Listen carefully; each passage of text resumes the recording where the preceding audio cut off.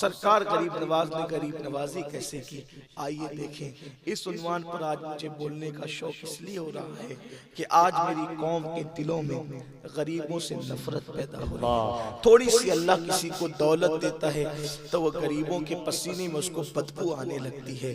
آج لوگ رشتے بھی ڈھونڈتے ہیں تو امیر اور غریب میں فرق کرتے ہیں، بازو میں بھی بیٹھتے ہیں امیر اور غریب میں فرق کرتے ہیں، مسجد کے ٹرسٹی بھی بناتے ہیں امیر اور غریب میں فرق کرتے ہیں، مدرسے کا متولی بھی بناتے ہیں امیر اور غریب میں فرق کرتے ہیں۔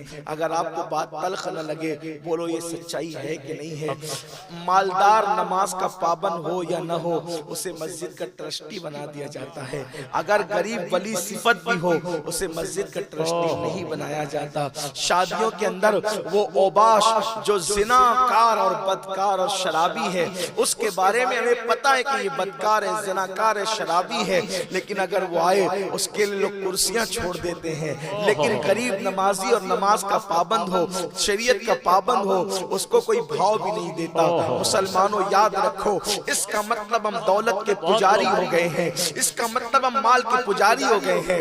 اگر یہی فکر ہے کہ دولت ہی سب کچھ ہے تو فرعون میں اور ہم میں فرق کیا رہ جاتا ہے، نمرود میں اور ہم میں فرق کیا رہ جاتا ہے؟ اللہ اکبر، ان کے لیے بھی دولت سب کچھ تھی، ہمارے لیے بھی دولت سب کچھ ہے۔ بلکہ بڑی معذرت کے ساتھ آج دیندار طبقہ بھی اگر خیریت پوچھتا ہے، آج کے بہت سارے اللہ ماشاءاللہ اللہ باس کے بہت سارے لوگ اگر خیریت بھی پوچھتے ہیں تو منہ دیکھ کر کے، اگر غریب مرید نیک اور متقی بھی ہو اسے مسافے کی سعادت بھی نصیب نہیں۔ اور مالداروں کا حال یہ ہے کہ وہ گنہگار اوباش اور عیاش ہوں تو ان کی بیماری میں بھی خیریتیں پوچھی جاتی ہیں، ان کے گھر تک جایا جاتا ہے، لیکن نہیں ہمارے یہاں مال کی کوئی حیثیت نہیں ہے۔ ایک ہی صف میں کھڑے ہو گئے محمود و عیاض، نہ کوئی بندہ رہا نہ کوئی بندہ نواز۔ مصطفیٰ جان رحمت کا دربار ایک دربار تھا جہاں مالدار اور غریب کی کوئی تفریق نہیں تھی، جہاں گورے اور کالے کی کوئی تفریق نہیں تھی، جہاں چھوٹے اور بڑے کی کوئی تفریق نہیں تھی۔ آج ہم نے یہود و نصارہ کی طرح، آج ہم نے مشرکین کی طرح قوم کو بانٹ رکھا ہے۔ مالداروں کا معاملہ الگ ہے، غریبوں کا معاملہ الگ ہے، اور اللہ نے قرآن میں ضابطہ عطا کیا، نہ مالدار افضل ہے نہ غریب افضل ہے۔ ان اکرمکم عند اللہ اتقاکم، اگر مالدار میں تقوی ہے تو مالدار افضل ہے، اور غریب میں تقوی ہے تو غریب افضل ہے، گورے میں تقوی ہے تو گورا افضل ہے، کالے میں تقوی ہے تو کالا افضل ہے۔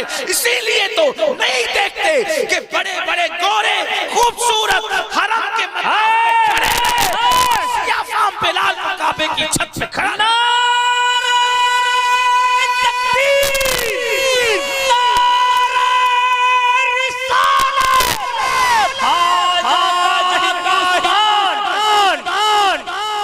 آج رشتہ داریاں بھی طے ہوتی ہیں تو غریبی اور امیری کی بنیاد پر طے ہوتی ہے۔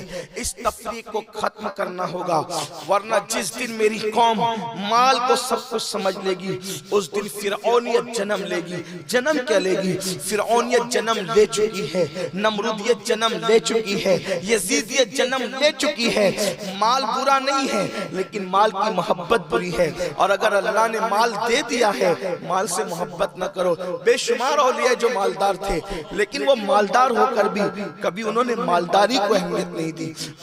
آج آپ دیکھیں یہاں عورتیں اور خواتین بھی موجود ہیں، اگر عورتیں کسی شادی کے فنکشن میں یا ولیمہ کی محفل میں اگر وہ زیورات پہن کر چلی جائیں اور وہاں پر کوئی غریب عورت بغیر زیور کے آئے تو عورتیں اس کا مذاق اڑانے کے لیے اس سے قصدن پوچھتی ہیں، بھابی کیا بات ہے آج آپ زیور پہننا بھول گئی؟ حالانکہ اس کو پتا ہے کہ اس کے پاس زیورات ہیں نہیں، اس کے پاس زیورات ہیں نہیں، اچھے کپڑے ہیں نہیں، پھر بھی اس کا مذاق اڑانے کی غرض سے پوچھتی ہے تاکہ اس کا دل دکھے۔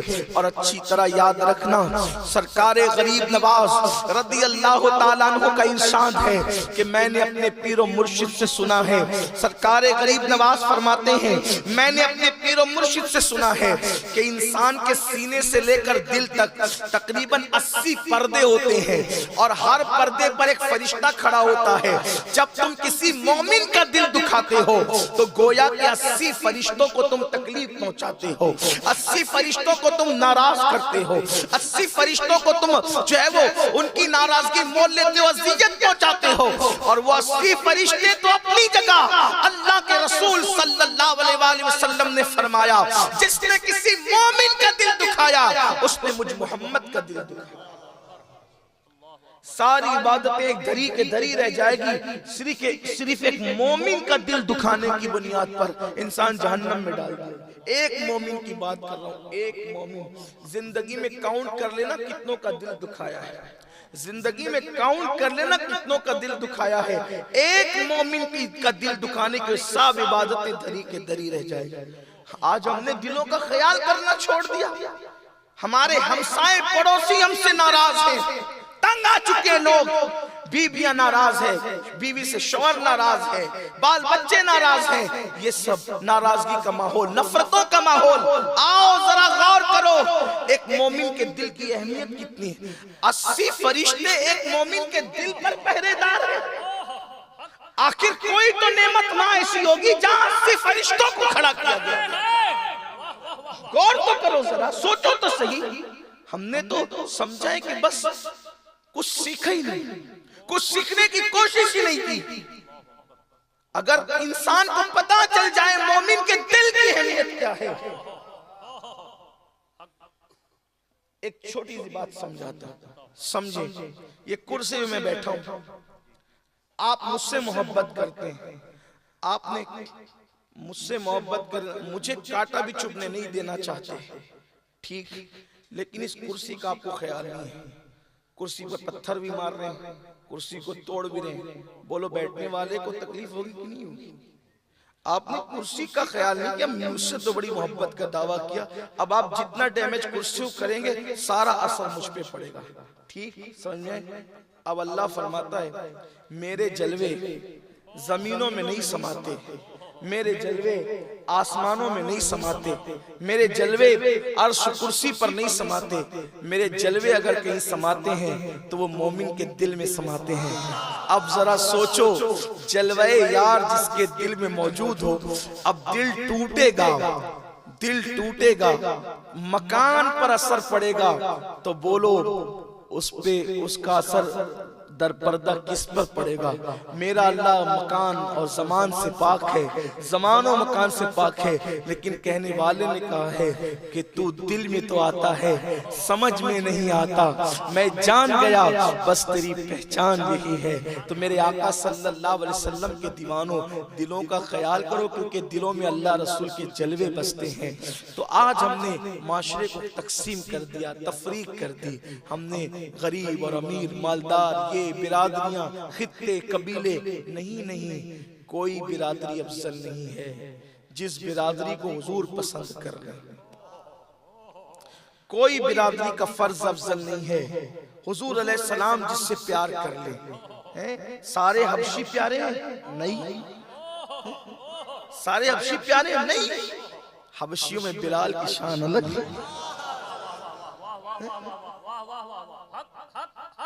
سارے مدنی پیارے ہیں نہیں, جن انصار کو چن لیا وہ پیارے ہیں, ورنہ مدینے والے تو اور بھی تھے. سارے مکی بھی پیارے ہیں نہیں, مکے میں ابو بکر عمر کو چن لیا, عثمان و علی کو چن لیا, ورنہ مکے میں تو ابو جہل اور ابو لہب بھی تھے. پتا چلا شہر کی بات نہیں ہے, یار کی پسند کی بات ہے. یار جسے پسند کر لے وہی سب کچھ ہو جاتا ہے.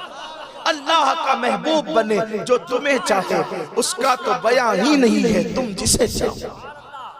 تو غربت بری چیز ہے, اور اللہ رب العزت نے اپنے محبوب سے فرمایا فَأَمَّا الْيَتِيمَ فَلَا تَقْهَرْ وَأَمَّا السَّائِلَ فَلَا تَنْهَرْ.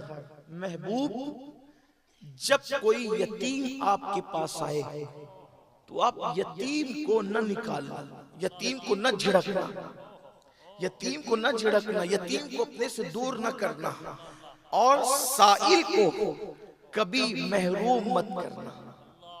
اللہ نے محبوب سے کہا، اور اس سے پہلے بھی اللہ تعالیٰ نے فرمایا کہ حاجت مند آپ کو پایا تو اللہ تبارک و تعالیٰ نے آپ کو غنی کر دیا، تو 100 حاجت مندوں کا خیال کیا جائے، حاجت مندوں کا خیال کیا جائے، ایک یتیم کو نہ جھڑکا جائے، 2 اور سائل کو کبھی محروم نہ کیا جائے۔ یہ ہے غریب نوازی کا حکم اللہ نے جو اپنے محبوب کو دیا، اور اللہ کے محبوب صلی اللہ علیہ وآلہ وسلم نے غریبوں کا بڑا خیال کیا۔ آپ دیکھیے کتنا خیال فرمایا۔ آج اگر کوئی غریب انسان، ایک حدیث پڑھوں گا پھر غریب نواز کی طرف آئیں گے، کہ اگر آج کوئی غریب انسان یا کوئی حاجت مند ہمارے پاس کوئی مسئلہ لے کر کے آتا ہے کہ میرا یہ مسئلہ، یہ معاملہ ہے، تو ہم بہت جلدی سے اس کی طرف توجہ نہیں کرتے، کیونکہ ہمیں پتہ ہی نہیں ہے کہ اگر ہم کسی کی حاجت روائی کریں، یعنی اس کی حاجت کو پورا کریں، اس کے کام بنانے میں ہم تگ و دو کریں، تو ہمیں اس کا صلہ کیا ملے گا؟ ہمارے پاس تو بس نماز روزہ ہی عبادت ہے زیادہ سے زیادہ، اور دوسری چیزوں کی طرف توجہ نہیں ہے۔ لیکن میرے آقا صلی اللہ علیہ وسلم کے دیوانوں یاد رکھنا، اللہ کے حبیب صلی اللہ علیہ وآلہ وسلم فرماتے ہیں اگر کوئی شخص ایک دن کے اندر اپنے کسی مومن بھائی کی صرف ایک حاجت کو پورا کر دے، اس دن اللہ اس کی 100 حاجتوں کو پورا فرماتا ہے، اس کی 100 حاجتیں اللہ پوری فرماتا ہے۔ اور یہ بھی فرمایا کسی مومن مسلمان کی مدد کے لیے چلنا، یعنی کوئی آیا چلو یار میرا مسئلہ وہ حل کر دو، اور آپ کے ذریعے سے وہ مسئلہ حل ہو سکتا تھا، ابھی آپ نے حل نہیں کیا، صرف چلے تو ہر قدم کے بدلے میں مسجد نبوی شریف میں 1 سال اعتکاف کرنے سے زیادہ ثواب عطا کیا جائے۔ یعنی سال بھر مسجد نبوی شریف کے اندر آپ اعتکاف کریں، اس کا جو ثواب ملے گا اس سے زیادہ اللہ تبارک و تعالی کسی مومن کی مدد کے لیے چلنے پر، اور اللہ اکبر، اگر آپ نے اللہ اس کی مدد نہیں کی، آپ مدد کر سکتے تھے، آپ حاجت روائی کر سکتے تھے، آپ اس کا کام بنا سکتے تھے، لیکن آپ نہیں گئے، تو میرے آقا صلی اللہ علیہ وآلہ وسلم کے فرمان کا مفہوم ہے، اللہ کے رسول علیہ السلام نے فرمایا کہ جو کسی کے پاس آس لے کر کے آیا کہ میرا کام اس سے ہو جائے گا، اور وہ اس کی آس پوری کر سکتا تھا، لیکن اس نے اس کی آس پوری نہیں کی، اس نے اس کی آس پوری نہیں کی، تو قیامت کے دن اللہ تبارک و تعالی جس نے اس کی آس توڑی تھی، اللہ تبارک و تعالی اس کے سارے اعمال کو ضائع کر دے گا، اور اس کی بھی آس توڑ دے گا، اور اللہ اس کا ٹھکانہ جہنم بنا دے گا۔ سوچئے یہ ہے آج مسلمان در در کی ٹھوکر نہ کھاتا اگر ایک دوسرے کی مدد کرتا، آج ایک دوسرے کی مدد، بلکہ لوگ سگے بھائی کی مدد نہیں کرتے، سگے بھائیوں کے اندر اس قدر اختلاف ہوتا جا رہا ہے، کوئی پیار نہیں، کوئی محبت نہیں، باپ بیٹے میں مدد کا جذبہ نہیں ہے۔